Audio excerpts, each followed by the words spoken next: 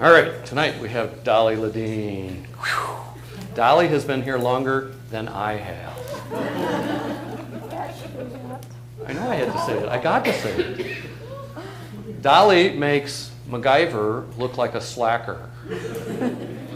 Dolly is one of the most remarkable people here in science outreach on this splendid campus where there's lots of people doing science outreach. She was born in Milwaukee. She went to high school in Menominee Falls. She got her undergraduate degree at Ripon College in education and got a master's here in resource management. Not the words that she used. You notice how she went? In what? Land resources. Land resources, not sea resources. And she even said from the Institute of Environmental Studies, and I said, wow, you predate the Nelson Institute. But that's pretty good. She was hired by the Center for Biology Education in 1989. Unlike Dolly, the Center for Biology Education has gone through about 6 name changes since then. Is that about right? She does this wonderful program all over Madison and Greater Madison called the Adult Role Models in Science. I think it's a splendid example of the long-running expectation and hope here that scientists will work with people of all ages, including kids in schools and after schools, and not just the people here at UW-Madison, but people throughout the community. That's why it's called Adult Role Models in Science. Please join me in welcoming Dolly Ledin, the Wednesday Night Lab.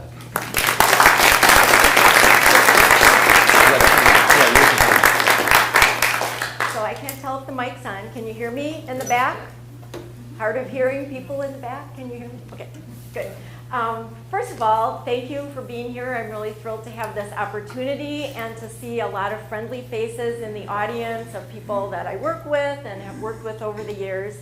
I'm going to have a couple of co-presenters as the presentation goes on here, and I just want to introduce a couple of them. Shaheen Sutterwala is going to chime in a little bit later, and Shaheen actually has a PhD in medical microbiology and immunology and started working with me when she was a postdoc and decided that she really liked working with children and has since got an elementary education degree and really is trying to put all these things together and do the work that we're doing here. And she'll chime in a bit.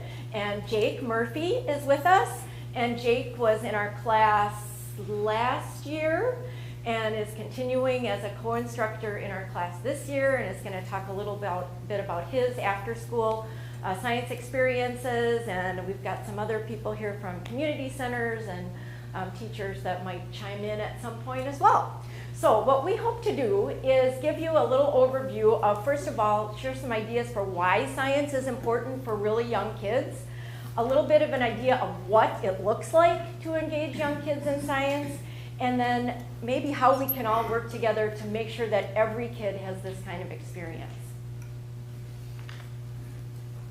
And it all started with actually the Downtown Madison Kiwanis Club. Are there any Kiwanis here tonight, besides Kevin in the back? So Lyle Hill and Bob Heidemann were members of Kiwanis that really cared about science and were ahead of their time in knowing how important it was for young kids. And they worked with Emerson School and partnered with us here at UW to start this program, Adult Role Models in Science. And it's become really even more meaningful than when Lyle coined the term 25 years ago. And now we often use the word STEM, science, technology, engineering, and math. I tend to just say science, really meaning all of those things integrated together. And you'll see a lot of what we do is engineering. And what at the bottom is a graduate student that was placed there at Emerson School last year working with a teacher. And I'll talk a little bit more about where we've come later on in the talk. And so I'd like to start with a quote by Rachel Carson that you probably are familiar with, that really explains why we do this work. If a child is to keep alive his or her inborn sense of wonder, she needs the companionship of at least one adult who can share it, rediscovering with her the joy, excitement, and mystery of the world we live in. So I'm guessing you're here tonight, and maybe you come to this every week, and you probably go to a lot of events like this where you're learning because you have that sense of wonder. You're curious, you want to learn about science, you want to learn about the world. And I bet that sometime in your early years you had that companionship. Maybe it was a parent or a teacher or someone in your life that got to know you and your interests and really fostered that curiosity about the world and encouraged you. And we know that not all kids have that. Shaheen is going to, oh, first I'm going to show the video. So this gives you a little glimpse of one of our programs, the after-school science clubs, and hopefully this will work. And then Shaheen needs a mic.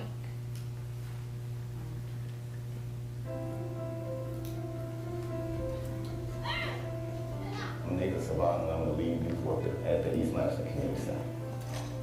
Marking a strong so that the kids won't put their mouth on the wrong game. We start science club at about 4 o'clock Fridays. Today the kids are going to do a bubble project. Andrew and Kennedy, they come out. Hey, you ready for science? I'm Andrew New, and I'm a sophomore at UW-Madison. It's a bubble. Can I turn My the name is sound up? Nappy Johnson. I'm a sophomore at UW-Madison. Yes. So that's part of the ARMS program, so that's Adult Role Models in Science. And basically it's a mentorship, so people go to centers, schools, and are teaching science lessons to students. Why do you think your hands have to be wet? We try to get the kids to think more. We don't necessarily want to tell them the answer or give them the answer, so by asking more questions, then they can kind of creatively or more critically think about it. Oh! They believe that they can do science in the future. Oh! That was cool. And some of them even want to become scientists, they've told me. And they would have never thought that a year ago. Just popped off. You can start over. You really see the impact that you've been making on these kids. It's great. The bubble is great. You gotta get your hands wet. I go to smile, I fill out a smile. I see them not thinking about what's bothering them. They're just exploring. I like scientific reaction. Okay, so then you get it. With the ARMS program, you are set with a site supervisor who is trained to help teach if they needed to. Nate is so great and everybody loves him here. By us showing him that he can go on days that maybe Andrew and I can't come, he can teach it to them. And by him spreading it, it's showing that he's excited about science, the kids get excited about science, and other kids get excited about science. I like science and I love what we do. You like science? You think a fan would work? Beautiful. When you said science, they said maybe you're gonna go and do the science thing, like, ooh, science. So, I mean, but it's been real fun.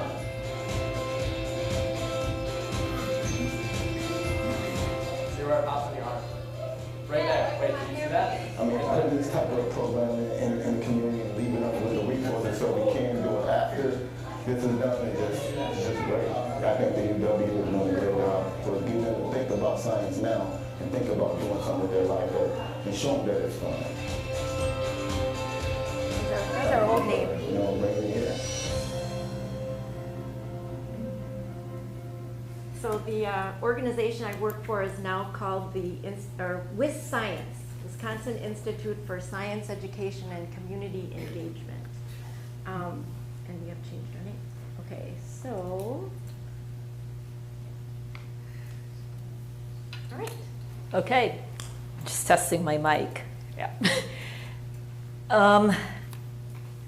When I went to school a long time ago, mainly in science, there were all these diagrams up on the board and we had to draw all these detailed pictures of the eyes and stuff and learn a bunch of facts.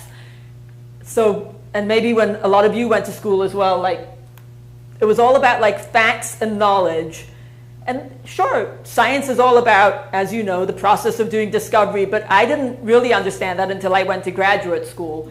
Nowadays, right from elementary school onwards, the stress is more that science is a way of doing things and a way of knowing about the world. So that is something that we sort of try and keep in mind as we're doing science with the kids. Here, this is an interesting question.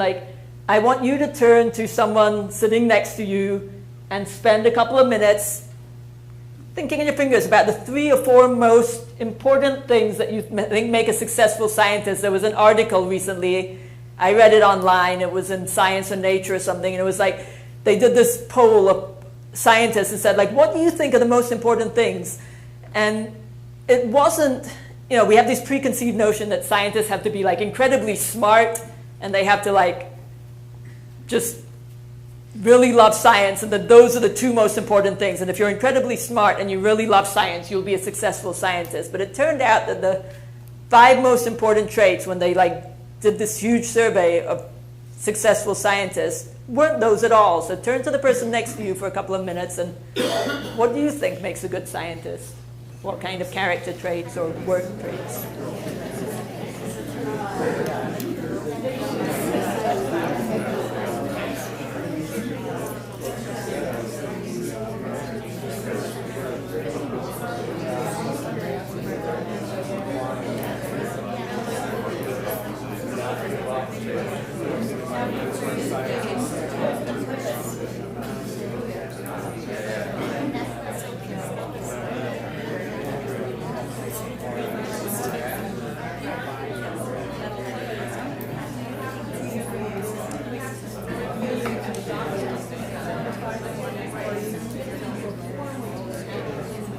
Alrighty.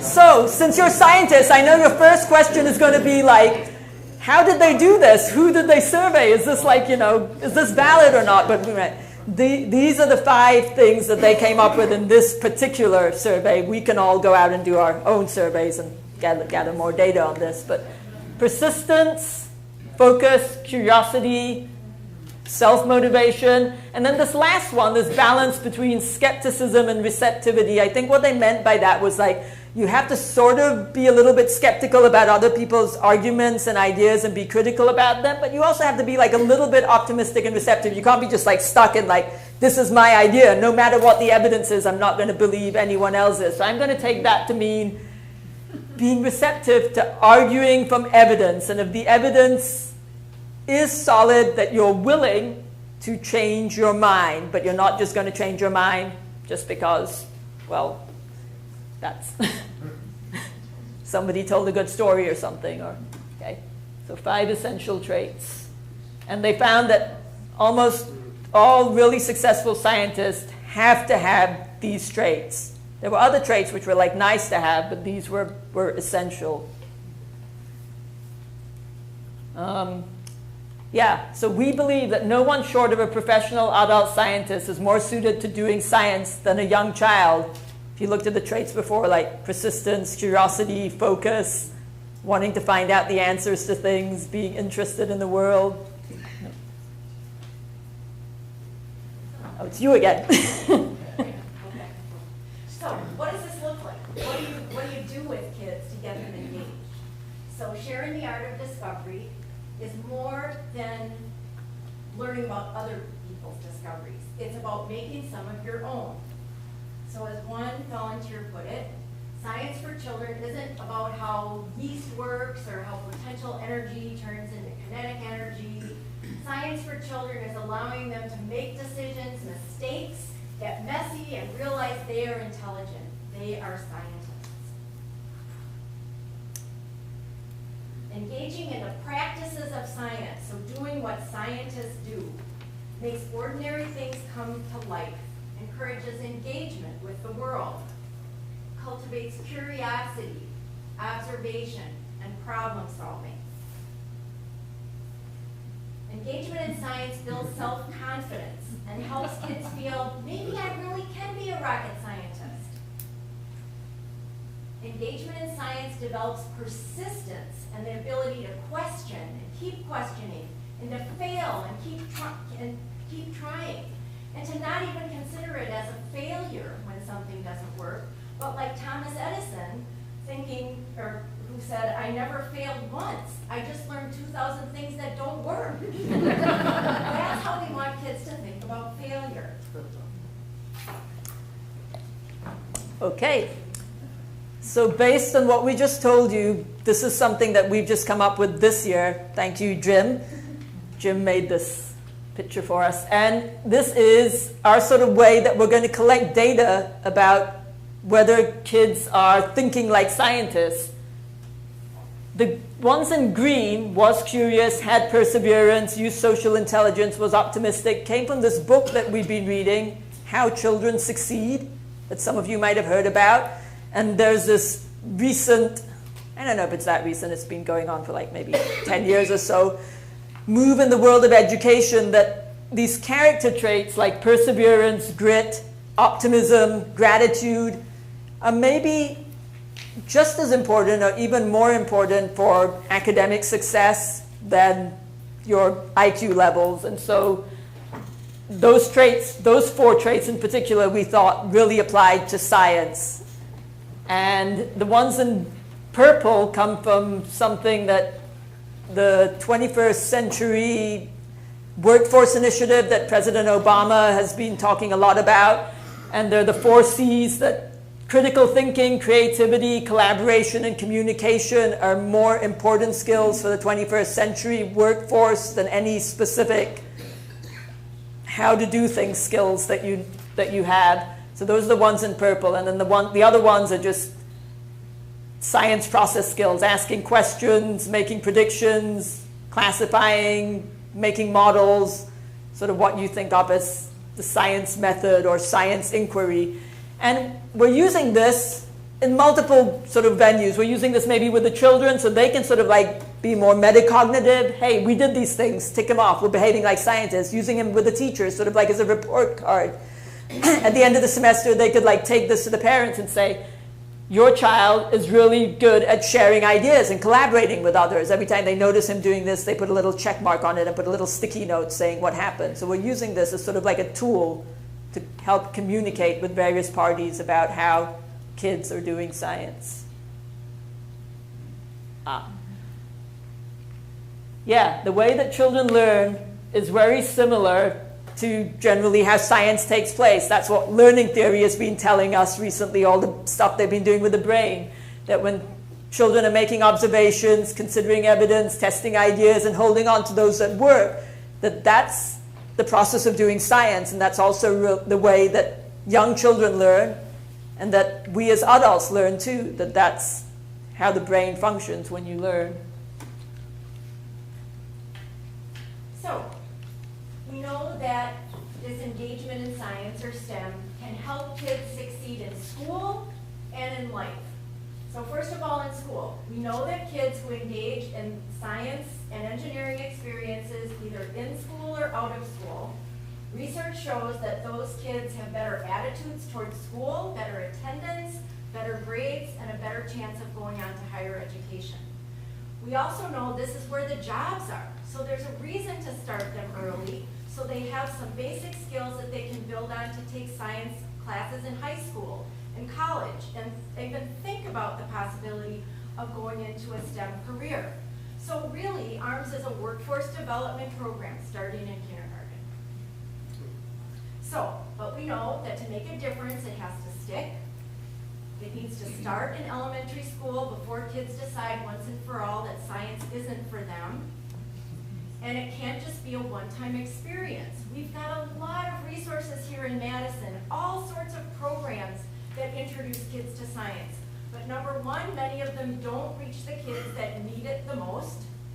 Number two, they might be a one-time experience. And although those are an important part of the picture, a festival, a demonstration, a show, those are great. But they're, by themselves, they're not going to make a difference for a kid who's struggling in school. What's going to make a difference for them is a relationship. Coming back to that Rachel Carson, a companionship with an adult over a long period of time to really transform their view of who they are and what they can be. Kids need someone to look up to, someone who cares about them, someone to nurture their desire to learn, and their belief that they can learn. We know, so it's really about mentoring. This is all about creating mentors, but mentors specific to science. But we know that mentoring can help kids have better school attendance, better grades, all across the board. It can help them succeed in school and in life. So we're asking, well, if these kinds of experiences are good for all kids. Why don't all kids have them? And the answer is because all the pieces are there. We each have a piece of the pie, but they're not put together. So teachers and after-school staff, all these educators have youth development expertise. They know how to work with kids. They know about education. They know how kids learn. But like Nate said in the video, science? Oh, I don't know how to do science, and much less feel comfortable and confident teaching science to kids. And they don't know how to reach out and how to gain access to resources that can help them. And how do you do this all by yourself with second graders? So there's all these schools and after-school programs that have a captive audience. They've got these kids for maybe 6 hours a day, or after school 3 or 4 hours a day. And the kids are there, they're looking for programming. But they might not know how to include science. The staff might need training. They've got, particularly classroom teachers, so many demands on them already for testing and reading. How do you fit science into it? So on the other side, we've got maybe people like you, scientists, people with science expertise and passion, and they know all about the science, but boy, how do I work with a kid, and what might be appropriate for me to share with a third grader, and how do I really engage them? And then we've got all these other resources, all the higher education and museums that have all this programming, but how do they get it out there? And how do they, most importantly, reach the kids that really need it the most? So what we're trying to do is pull the pieces together. So to take the pie analogy a little bit further, so we're bringing together all the fruit from all of these different sectors, and reaching across sectors and helping them collaborate and mixing it up and helping them work together, and then making the pie crust, that framework that can help them actually have a way to work with kids. So the framework includes things like after-school science clubs and classroom volunteers and family science nights that I'm going to talk about. But part of it is just encouraging this collaboration and starting with the adults. So it's all about starting with all the different adults in a kid's life that might influence them. And so the different partners we work with across the city of Madison are all these various types of groups. And it requires a lot of role models. So it's not going to be just university students or just scientists, but anybody that might be in a child's life. And so some of the ways that we train volunteers, or we help volunteers to become role models, is a university class. So I teach a university class called Engage Children in Science, and it's a service learning course. Most of my students are science majors. I get a few education majors here and there, but most of them are going to be scientists or doctors or researchers or future faculty, but they're so excited about science that they want to share it with kids, but they haven't a clue how to do that. And so that's what I do, is I train them how to work with kids. And then they're out all year long. They have to be in the class for a whole year, and all year, every week, they're out in the community actually reading science for an after-school science club or a classroom. And these are just some quotes from students who have taken the class. And pretty much across the board, it gets them involved in the community. It gives them the tools and skills to do something meaningful in the community. And it helps them learn that they have something to learn from the community. It's not a one-way street. As many students have said, you come in thinking you're going to save the world and you're going to, do all this good, and maybe you just have a little something that you can share, but you have a whole lot that you can learn from the people that you're working with. And it's really about forming that relationship and collaboration. So that's the university course. We also do a lot of other short-term training programs and workshops.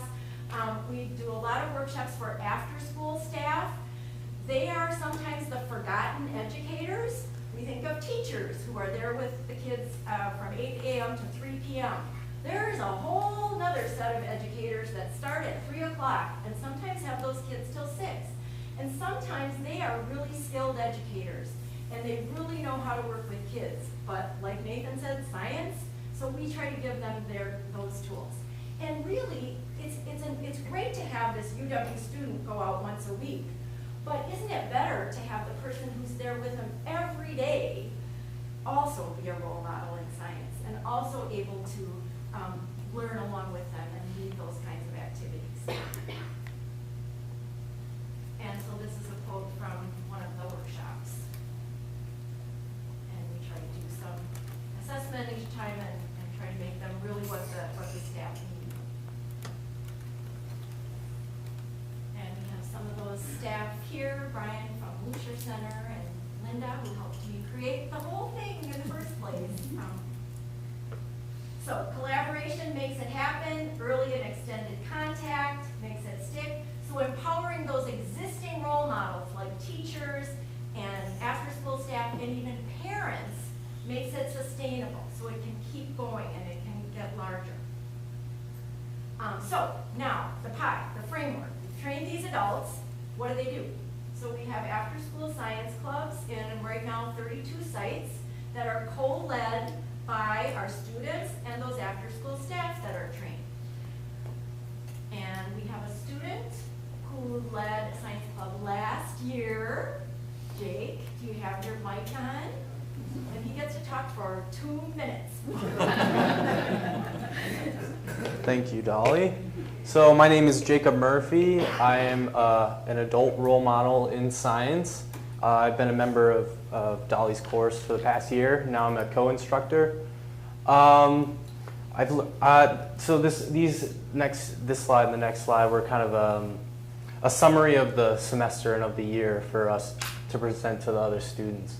And I learned a lot of things about myself and about the kids participating in ARMS.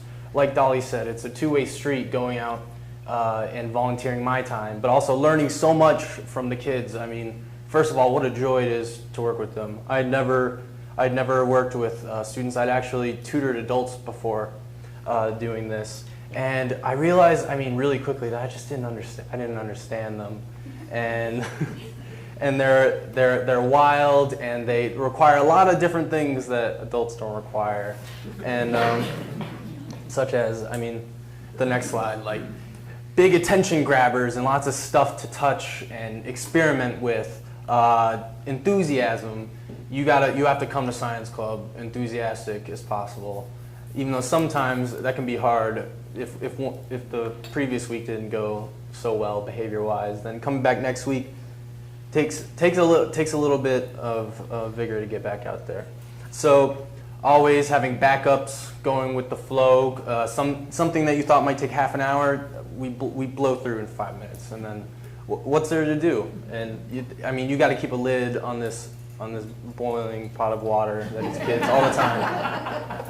So, and I guess last I'll say is so important is being a role model and learning what that means. And part of it is really learning to love your students and appreciate that they want to learn. And if you give them the right stuff, that they're gonna take that really far in their lives. And also, just building that relationship is a huge part of ARMS, and coming back and watching students develop and grow. Okay, thank you. So it would be good to hear directly from one of the students, and Jake was willing to come along. So in addition to after-school science clubs, we have ARMS classroom partners. So in my class, there are undergraduate students and there are graduate students. And the graduate students I place in actual elementary school day classrooms, partnering with a teacher. And that requires a little more work of them because they might have to adapt whatever activities to whatever curriculum that teacher has to accomplish. So where we might give them activities about water to an after-school science club, Kevin, who is here, a graduate student from botany, maybe he had to teach about plants or forces in motion or all sorts of other topics that they need to teach about in their curriculum, but he learns from us what is a model of lesson planning and how do you engage kids And so he's able to transfer that and help the teacher. And help that teacher build some skills in teaching science along the way. And I just showed this just because last year, this was the array of different departments that our graduate students came from.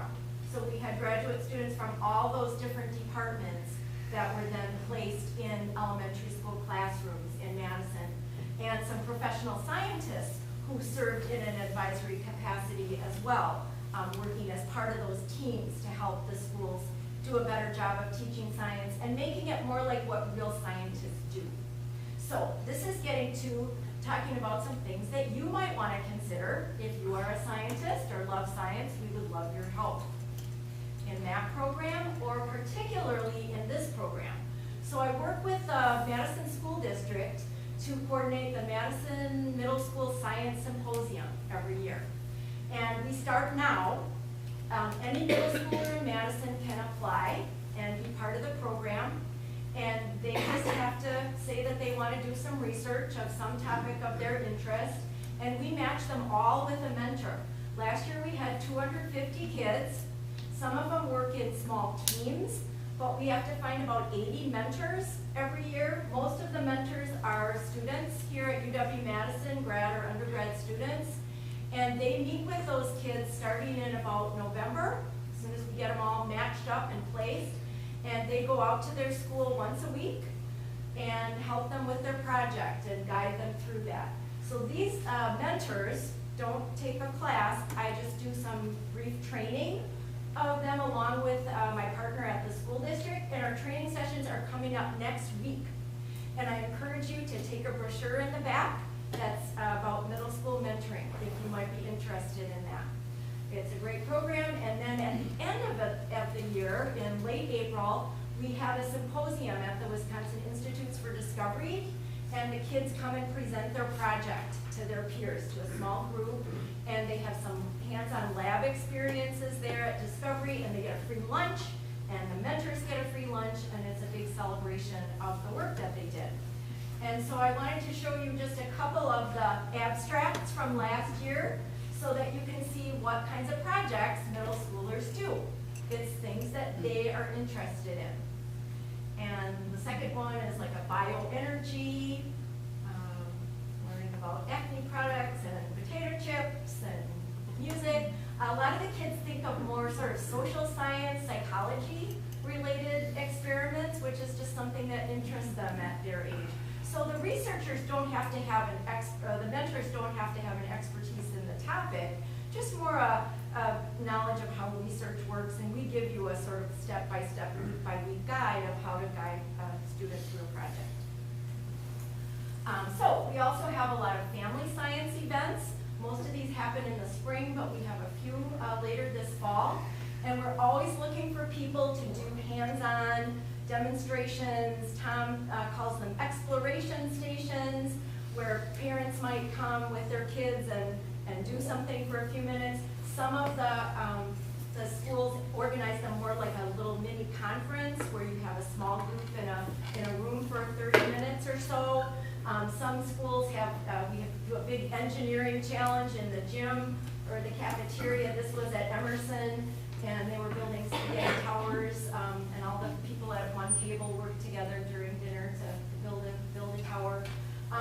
So we have a lot of professional scientists and students who do presentations at these events, but we also try to have kids and teachers and parents and after-school staff as presenters too, particularly the kids, because what a great opportunity for them to be the expert and teach their parents. So we really encourage teachers and staff to prepare the kids to maybe lead an experiment that they're familiar with and be the guides. One thing I'll mention, I don't have a photo, is with the ARMS Classroom Partners last year, we had an event at the WID that brought all of the students together, all the kids from all of those classrooms that had the grad students working with them, and the kids led the projects. And so the parents came and other teachers, and it was really an inspiring event that was all led by elementary school kids. And the teachers reported it was really neat for the 4th graders volunteers to go see what the kindergartners had done and see that maybe they learned some science too. We could learn from them. We also, if you don't mind jumping in, we work with our partner at Edgewood College to do some parent engagement nights. And Shaheen? Yeah, we work on this project called the Rose Project, where some of these same kids who go to the community centers, we work with their parents and just do the same kind of fun science activities, because sometimes the parents would come and go like, the kids are having a lot of fun, why don't we get to do this too? So we just have their kids do something else so that they're not getting distracted and do the same science with their parents. And through that, hopefully the parents then sort of get to see a little bit about how their kids are learning science, and then they're more motivated to go home, and we send some take-home stuff so that they can go home and work in science with their kids. Right, so that's coordinated with our partner Amy Shivo at Edgewood College. And then after she engages the parents in the science, she actually gives them a little information about why science is important to their kids, how to encourage them, and why they should take science in high school and careers and all that sort of thing. So it's really a great model. So reach out. You could be an adult role model as well, or just lend a hand. So we're always looking for ways to keep this going. And I will tell you that the program does not have any source of ongoing steady support, funding-wise. The only ongoing support that we have every year is $11,000 from the Kiwanis Endowment that Lyle Hill set up. Other than that, we've been able to find some funding here with science. We've got a lot of different grants that we write that are all short-term, but ongoing, we really need to find some support. And we want a lot of people to volunteer. I'm working with some businesses. This year I'm going out to Exact Sciences next week and doing a mentor training for their employees, and a number of their mentors employees are going to be mentors for middle schoolers. So if you know other science-related businesses or organizations that might want to be involved, we'd love to recruit whole cohorts of employees to be volunteers. And just to give you a little bit of an idea of the scope and the reach that we have right now.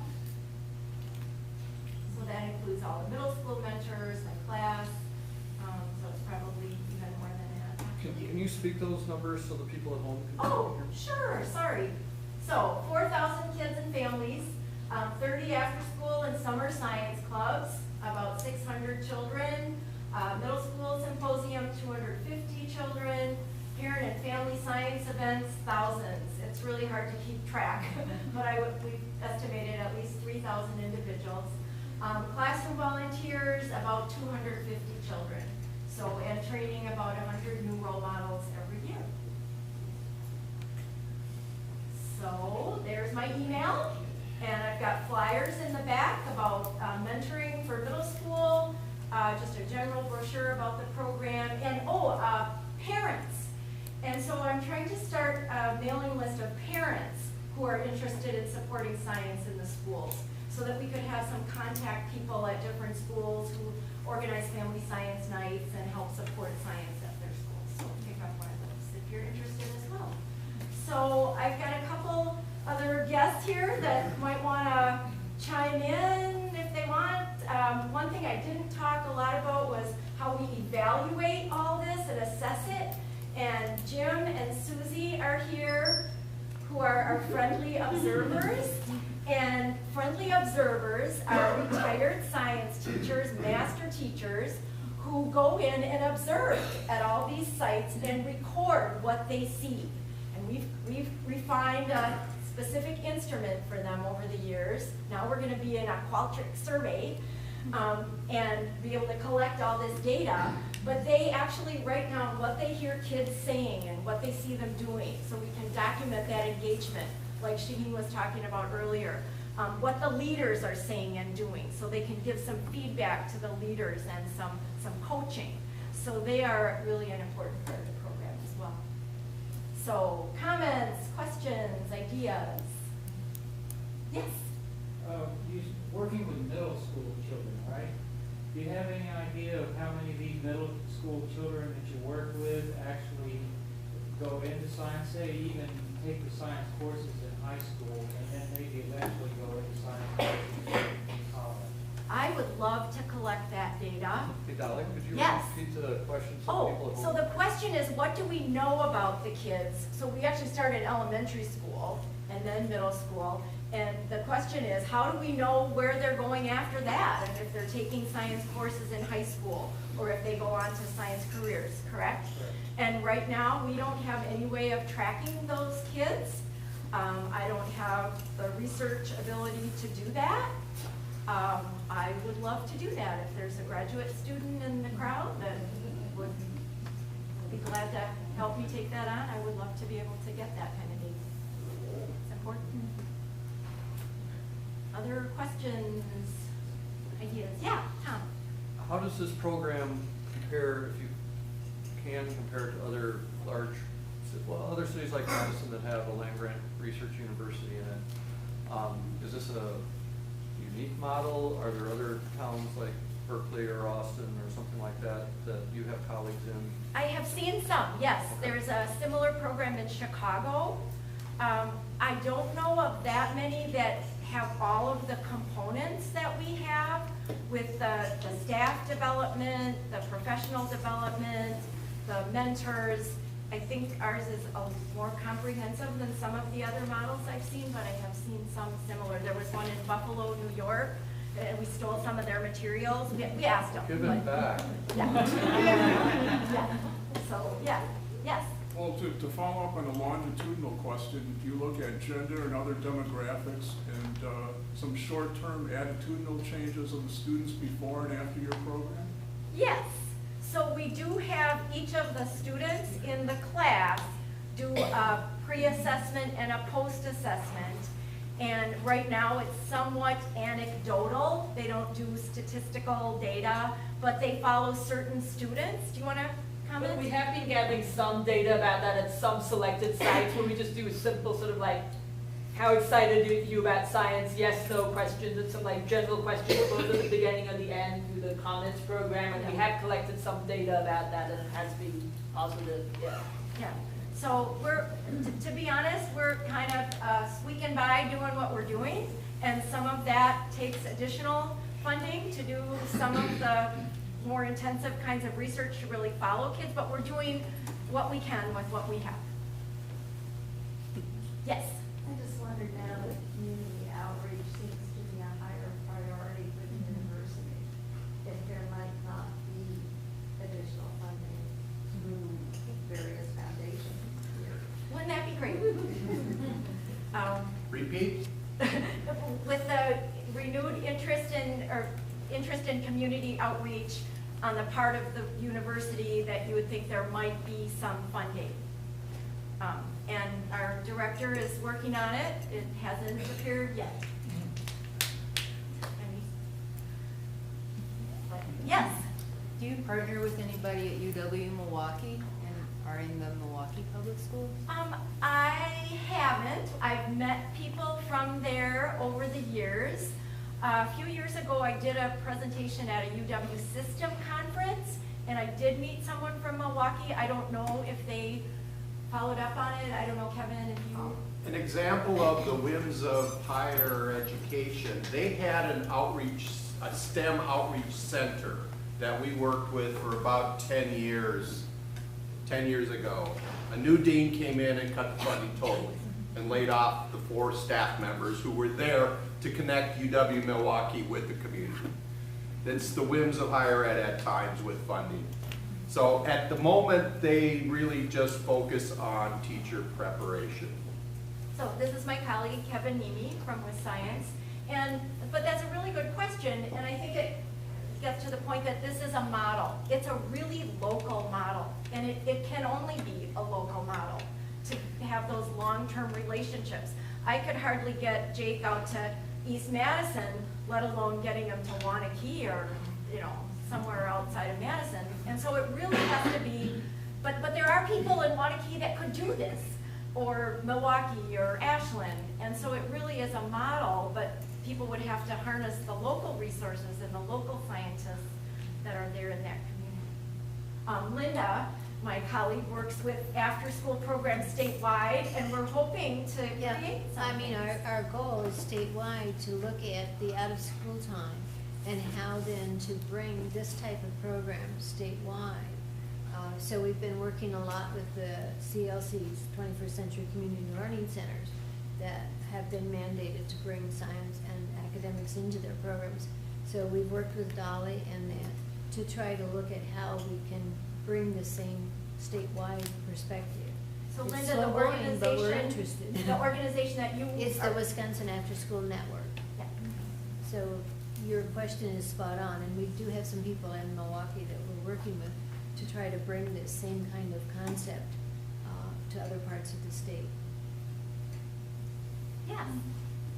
Do you have any resources, books, or other websites where you get curriculum ideas for with the kids? Yes. So I don't know if I can go there now, but we have a wiki. So it's, let's see, I don't know if it's on any of the materials, but if you email me, I could send it to you.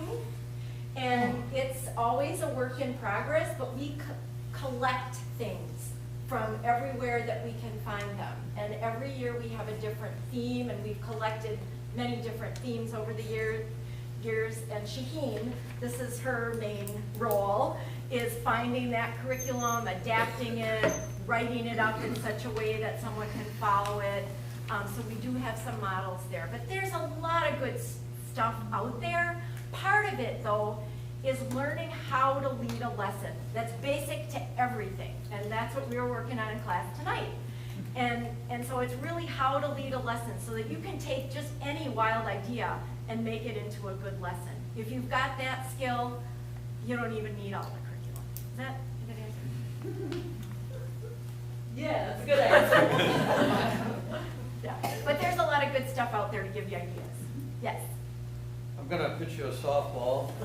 You can hit it as far as you would like.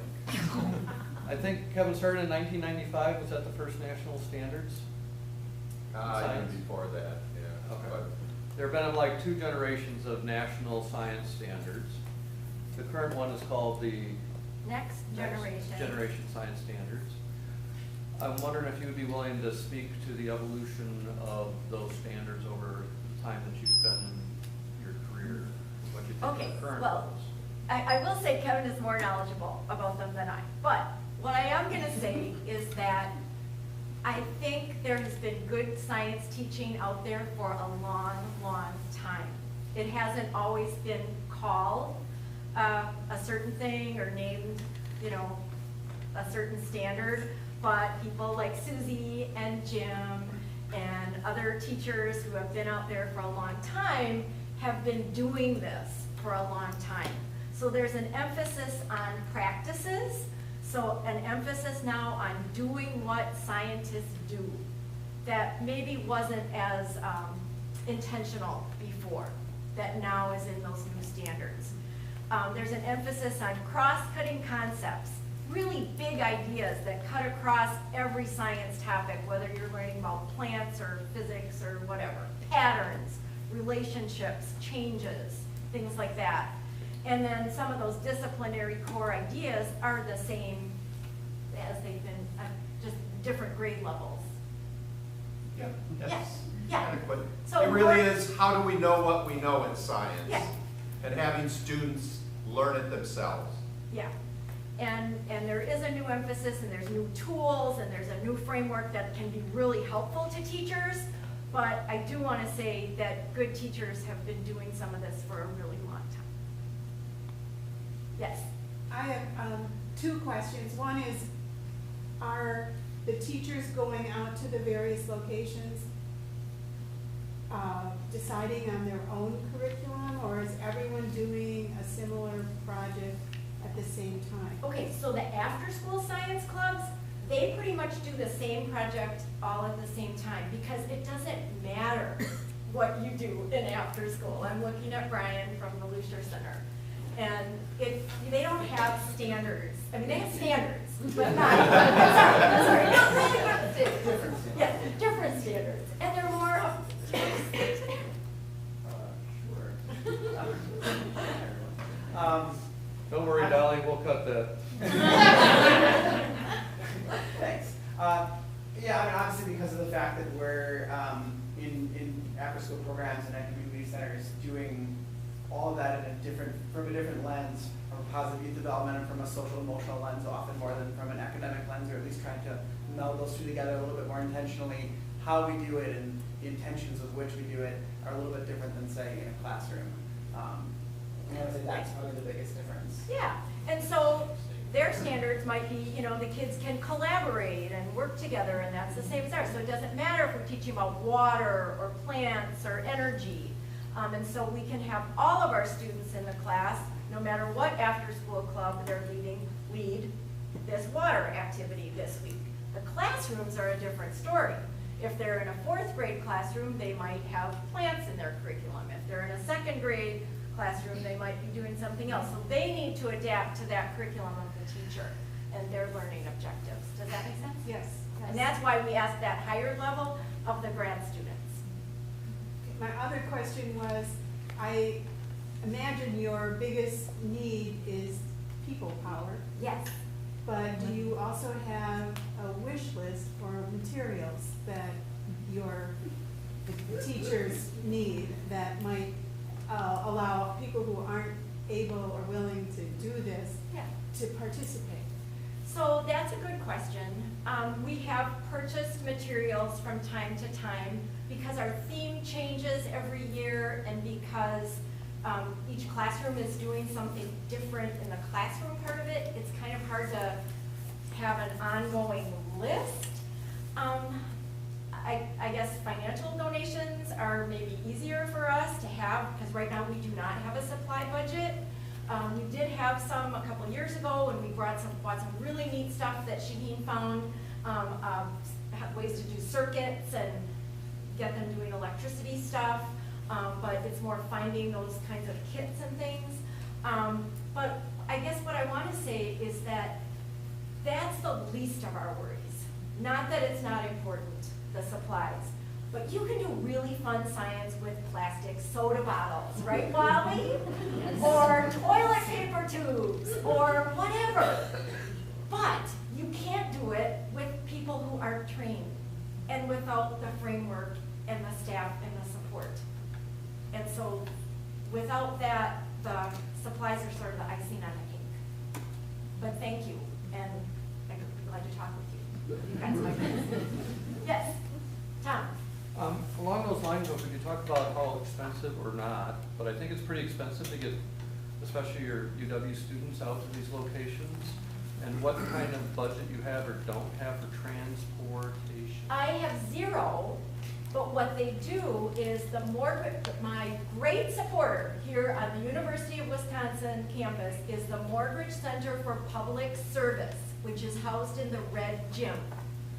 Not that this Morgridge Institute isn't helpful too, but the Morgridge, I just want to distinguish the two. The Morgridge Center for Public Service is the organization that promotes volunteerism and working with the community on campus, and they have given me some small grants for the course, and they do the transportation. So they supply a cab for any student in a service learning course who is going out into the community. Now, there's a lot of red tape to it, but a lot of my students, did you use the cab? Yes, so they get a free cab to their site if they are not within a 20-minute bus ride or something. And then how do they get home? The cab comes and gets them. Yeah, that was a joke. I should have known. Okay. I think it's 8 o'clock, and I don't want to keep you, but Oh, you can keep going if you want. if people have other questions or comments or anything, I appreciate friends being here and participants in the program and all the work. This takes a lot of volunteers and a lot of hours of many people who put things together. So thank you to Jim and Brian and Susie and Linda and anybody else that's here. And my daughter who helped me put the